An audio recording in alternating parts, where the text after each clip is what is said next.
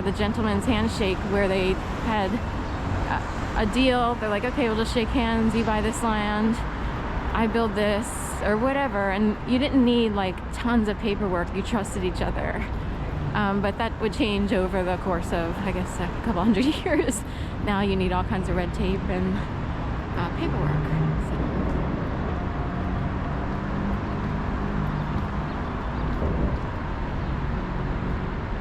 Cuthbert?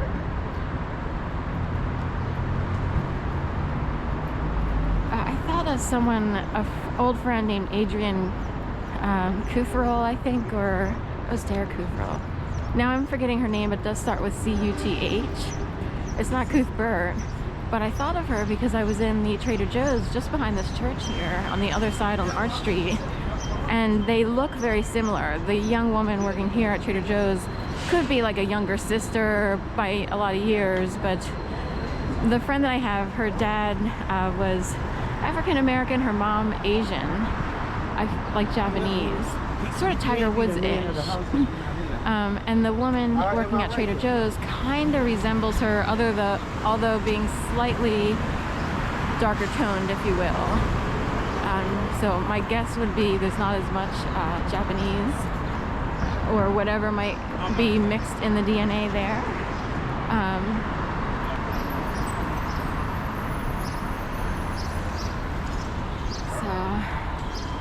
But similar eyes and, you know, so forth and so on. So I saw her and thought, oh my god, that's Adrian Caruth. It's C-U-R, Caruth, so, and U-T-H instead of Cuthbert or Cuthrell. I went to school with a Derek Cuthrell. He was a Jehovah's Witness, as I recall. This is ages ago. Just a white kid who became a Jehovah's Witness, so, with his family. I remember he was asking, because my parents were divorced when I was 2, and at first he thought, he's like, oh, were you married out of wedlock, or were you married this, that, and the other, because you would be a bastard child if you were. And I think I answered really quickly, because I was half listening to him. I was not married out of wedlock. I don't really care, you know, if you are or aren't, but I wasn't, you know, my parents were still married when I was born. It would be a couple years before a divorce. So technically, by this kid's definition of a bastard child, or whatever the definition is, he, you know, they would, you know, he was saying bastard child. I lost my train of thought there for a second. But in addition, it's interesting because my favorite teacher became Dr. Coleman. My last name happens to be Cole. This guy was a math teacher, also African American, and he real quick said, no one in this classroom is a bastard child. So he stood up, he real quick told Derek where to take his idea of bastard child and where to stick it in the nicest way possible. Anyway, so all of a sudden, Dr. Coleman became my favorite teacher because I'd never seen anyone stand up for me then.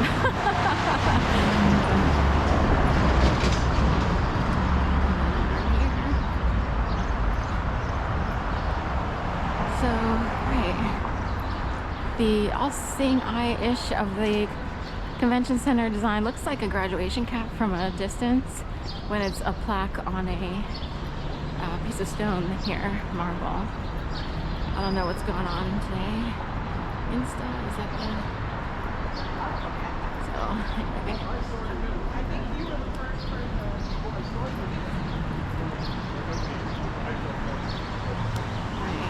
I stayed in that building there, that brown one, for about 5 weeks. I stayed there. I was house sitting for someone, and it happened to be a time period that I needed to transition from the apartment that I lived in.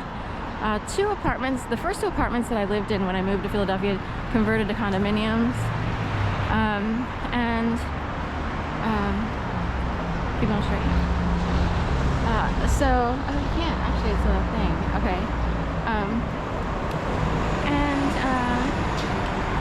I always keep my camera to the side.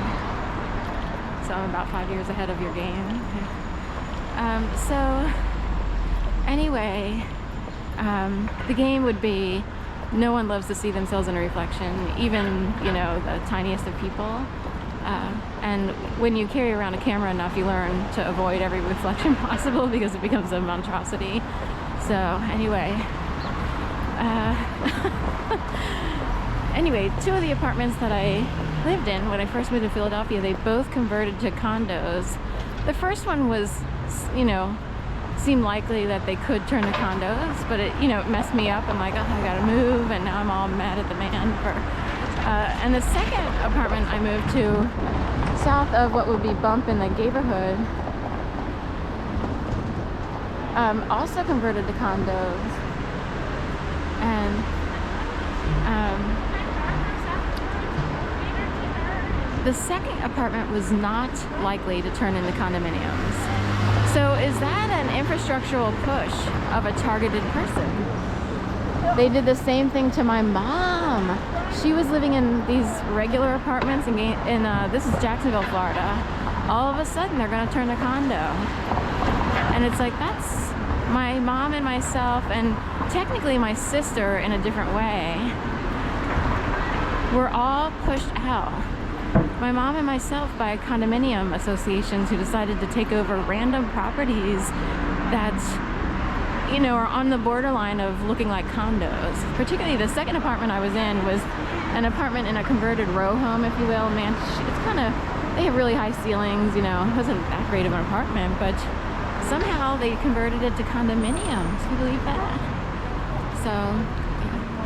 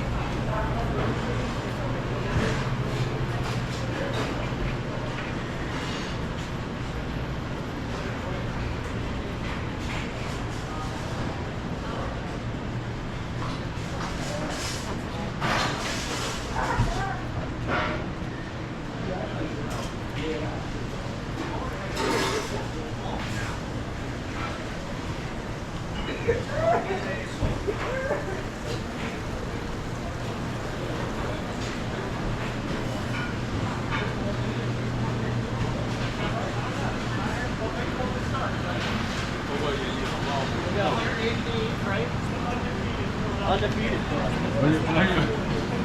Right.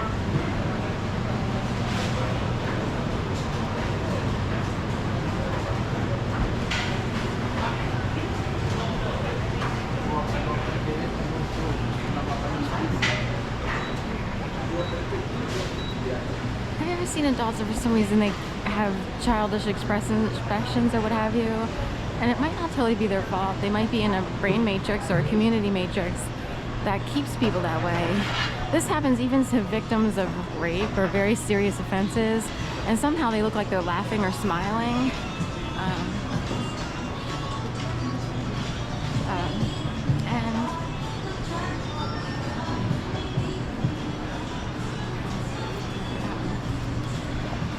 So there are victims, and for some reason their deep pain and sincerity of pain doesn't come through. It's sort of like laughing at a funeral.